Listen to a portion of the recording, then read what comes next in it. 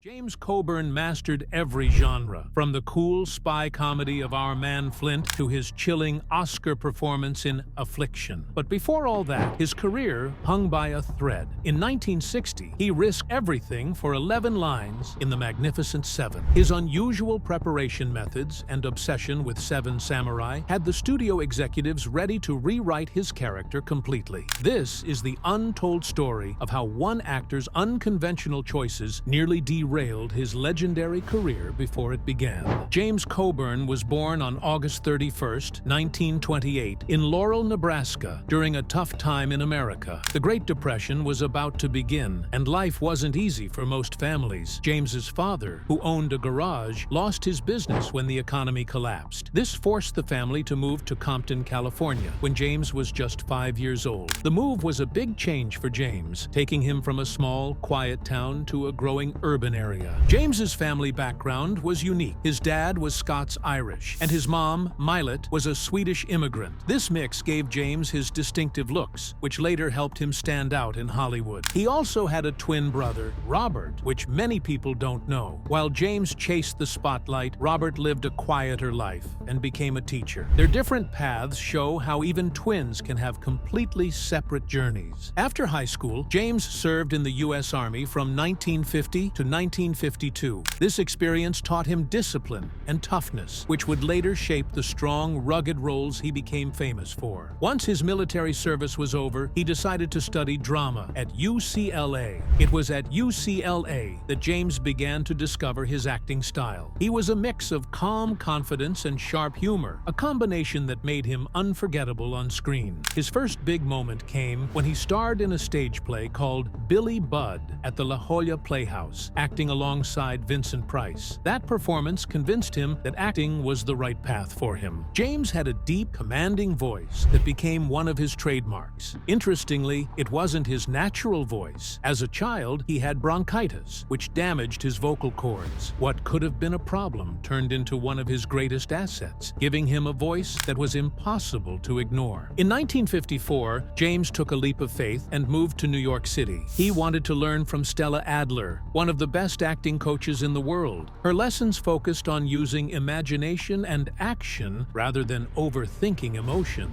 She gave him advice that stuck with him for life. Do not be dull. James made sure every role he played was full of energy and personality. Life in New York wasn't easy. James had to work several odd jobs to pay the bills. He waited tables, drove trucks, and even sold encyclopedias door to door. One of his more unusual jobs was narrating training films for the U.S. Army while stationed in Germany. These experiences not only helped him survive, but also gave him the confidence and real-life experience that would make his characters feel authentic. One of his first breaks came from a surprising place, a shaving commercial. In 1953, he appeared in an ad for Remington razors, where he shaved off a thick beard in less than a minute. It wasn't glamorous, but it got him in front of a camera and gave him a small taste of acting on screen. In 1958 and 1959, James Coburn acted in Wagon Train, appearing in 23 episodes and playing a different character each time. He could be a hero in one story and a villain in the next, always adapting to whatever the role demanded. In one memorable episode, he played a man with a severe stutter, showing his dedication to making each role feel real. Around the same time, Coburn made a big impression on Bonanza. Over 3 episodes, he faced off against the Cartwright family, always as their adversary. He first appeared as Pete Jessup, a schemer in a land dispute. Then, he played an escaped convict named Elmer Trace. But his most powerful role came as Ross Marquette, a man who spiraled into paranoia and madness. That performance proved Coburn wasn't just a tough guy. He could play deep, emotional characters, too. Coburn's tall frame, sharp grin, and confident presence made him perfect for roles as villains and tough guys. But he brought more than just looks to the screen. He gave his characters personality and depth, making even the bad guys memorable. In Bat Masterson, he played a ruthless outlaw so convincingly that viewers sent letters to the producers, some praising him, others saying he scared them. By the late 1950s, Coburn had been in 53 TV episodes, mostly westerns. In these shows, he often played the antagonist, but his characters weren't one note. Even when he had limited screen time, time, like in Ride Lonesome, he made an impression. Playing a sidekick to a villain, Coburn's presence stood out so much that it led to similar roles in the future. He wasn't limited to westerns, though. In the Twilight Zone episode, The Old Man in the Cave, Coburn played a survivor in a broken world. His character was harsh and untrusting, but there was something about him that kept viewers hooked. That ability to mix intensity with intrigue became Coburn's signature. Meanwhile, James Coburn was absolutely obsessed with Seven Samurai, the Japanese film by Akira Kurosawa. He first saw it in 1956 at a small theater in Los Angeles, and it completely blew him away. Over the next few years, he watched it 15 times. He didn't just watch the film, he studied it. Coburn would focus on every detail, from the acting to the camera work, and even tried learning some Japanese from the dialogue. His love for the movie became a big part of who he was. However, Coburn's connection to Seven Samurai turned out to be more than just a hobby. It led him to one of the biggest roles of his career. In 1960, director John Sturges was casting The Magnificent Seven, an American remake of Seven Samurai. Sturges wanted someone strong and mysterious to play Britt, a knife-throwing expert. He first approached a tall, rugged actor named Sterling Hayden, but Hayden turned it down to focus on writing. Then he asked John Ireland, who demanded too much money. Sturges was running out of options and time. That's when Robert Vaughn, one of the stars of the film, suggested Coburn for the role. Vaughn and Coburn had studied acting together and had stayed friends.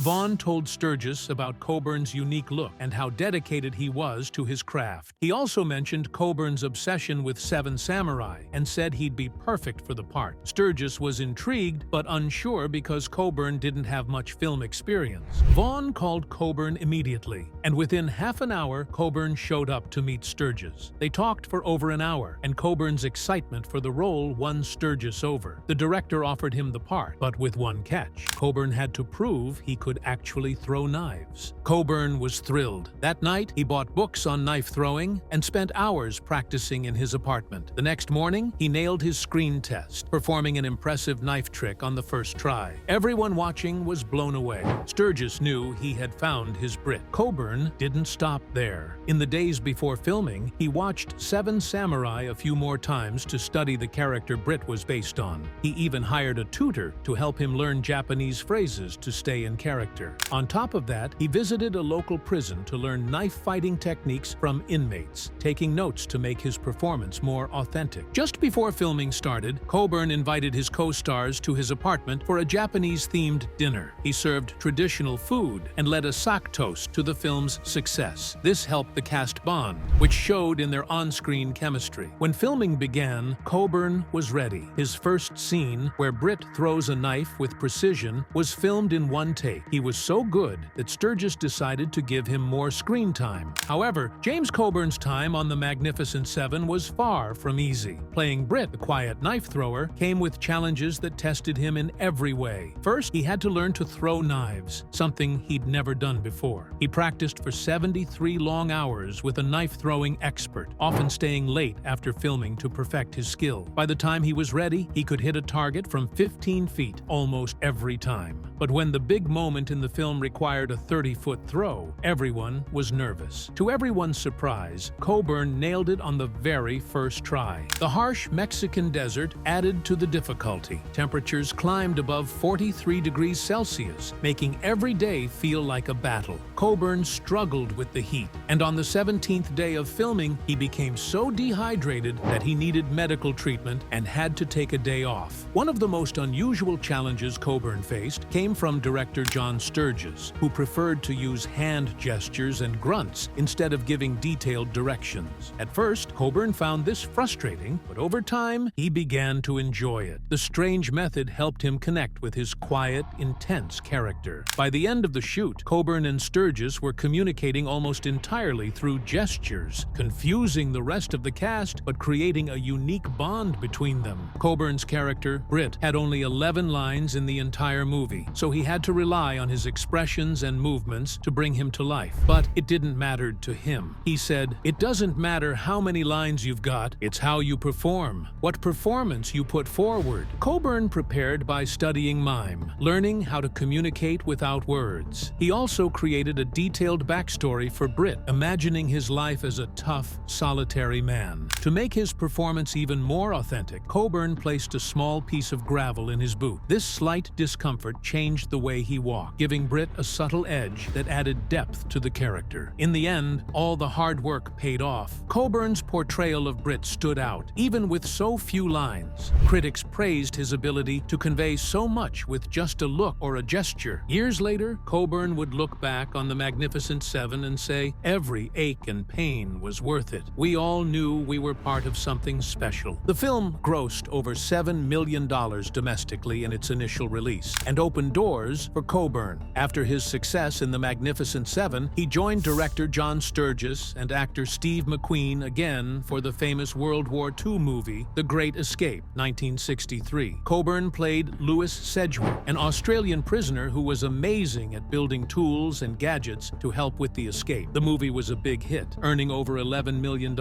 and making Coburn even more popular. Behind the scenes, things were tense. Coburn and McQueen, though friendly on screen, secretly competed for the best moments and more time in front of the camera. This rivalry pushed both of them to give incredible performances. Coburn's role was based on real-life prisoners of war, like Johnny Travis, who was also great at making escape tools. One fun fact, Bruce Lee noticed Coburn's strong physical style in the movie and became his friend, later working with him on martial arts projects. Coburn even began learning martial arts, especially Tai Chi, which gave him a smooth, confident way of moving. Then came Our Man Flint in 1966, which made him a true Hollywood star. The movie was a comedy about a secret agent poking fun at James Bond. Coburn played Derek Flint, a spy who could do almost anything. He spoke 45 languages, had a lighter with 82 uses, and could kill with a single touch. Coburn made the character funny, cool, and charming. The audience loved him. The movie earned $16 million and was so popular that it got a sequel, In Like Flint. Coburn's role in Our Man Flint was almost perfect for him. He worked with the writers to make sure Flint wasn't just about gadgets and fighting. He wanted the character to feel real and fun, and it worked. The movie made Coburn one of the highest-paid actors of his time. He earned $750,000 per film after that. It also made him a fashion icon. Men copied Flint's suits and turtlenecks, and the movie's music became a hit too. Women found him irresistible, and in a 1967 survey, they said he was more attractive than big stars like Paul Newman and Robert Redford. After that, James Coburn and Sam Peckinpah had a fiery but creative partnership that gave us some unforgettable films. One of their most famous projects was Pat Garrett and Billy the Kid in 1973. Filming started in Mexico in late 1972, but things quickly got out of control. Peckinpah, the director, was battling heavy addictions to cocaine and alcohol, which led to chaos on set. Coburn became the peacemaker, often calming tensions between the crew and Peckinpah. Coburn and Peckinpah teamed up again for Cross of Iron in 1977, a brutal World War II film. This time, filming took place in Yugoslavia with a tight budget. Peckinpah's behavior had grown even more unpredictable. During one battle scene, he insisted on using live ammunition to make it feel real. This decision led to 3 crew members getting hurt when bullets ricocheted. Coburn stepped in again, confronting Peckinpah about the dangers and stopping the shoot until things were safer. Coburn worked hard to prepare for this role, even learning German and studying World War II strategies to make his performance as Sergeant Steiner authentic. Both films didn't perform well at the time of release, but years later, they found cult following. Coburn and Peckinpah off-screen friendship was just as wild as their work. They met in 1965 and quickly became close. Coburn called him his blood brother, even though their bond was full of ups and downs. One of the craziest moments happened in 1978 at Peckinpah's house. During an argument, Peckinpah, drunk and angry, fired a gun at Coburn, missing him by inches. Strangely, this didn't end their friendship. Instead, it brought them closer, with Coburn later saying it helped them both understand each other better. James Coburn was at the top of his career when everything changed in 1979. Out of nowhere, he developed rheumatoid arthritis. The pain was unbearable, and it made even small tasks, like holding a fork, nearly impossible. His hands became so twisted that he couldn't take on the action-packed roles that made him famous. Coburn once described the pain as feeling like his whole body was on fire. Things got worse while filming High Risk in 1980. He had such a bad flare-up in Mexico City that he couldn't get out of bed for 3 days. This caused filming delays that cost the studio a lot of money, and soon rumors about his health spread around Hollywood. Roles started to disappear. This struggle didn't just affect his career. Coburn's personal life also fell apart. His 20-year marriage to Beverly Kelly ended in divorce in 1979, partly because of the stress his condition put on their relationship. In a rare interview, he admitted that there was a time when the pain was so bad, he thought about ending his life. For someone who was once so strong and full of energy, this was a dark and painful chapter. In the 1980s, Coburn's career hit rock bottom. He only appeared in 12 films during the entire decade, compared to the 36 he had done in the 1970s. One of the biggest blows came in 1983, when he had to turn down the lead role in the A-Team. That role went to George Peppard, and the show became a huge success. Coburn later said losing that chance haunted him for years. Most of the roles he did get were small or forgettable. His most notable work during this time was Young Guns 2 in 1990, but even then, he played a supporting role.